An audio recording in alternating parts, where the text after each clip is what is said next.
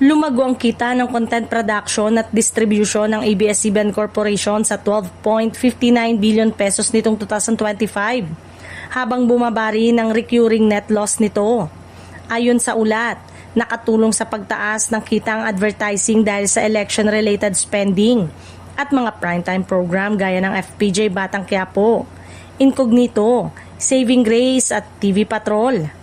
Tumaas din ang consumer revenue na umabot sa 5.46 billion mula sa dating 5.24 billion na suportado ng distribution ng mga pelikula, musika at live events.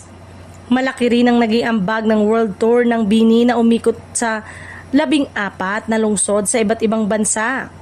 Sa usapin ng gastos, nabawasan ang operating expenses ng content segment dahil sa mas maayos na pamamahala ng general and administrative expenses at mas mababang gastos sa empleyado.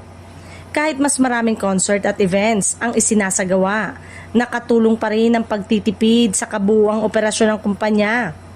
Malakas din ang naging performance ng film and streaming content ng ABS-CBN Studios.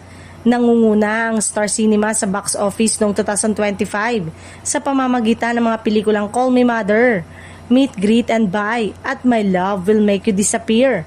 Ang Social Climbers naman ay naging matagumpay sa Netflix Philippines at nakapasok pa sa international ranking ng non-English film.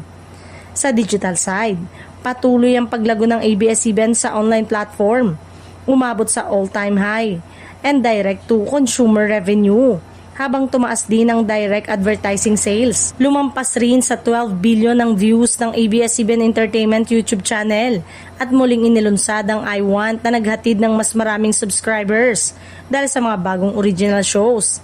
Mas bumuti ang financial performance ng ABS-CBN Group kung saan nabawasan ang kabuuang net loss nito.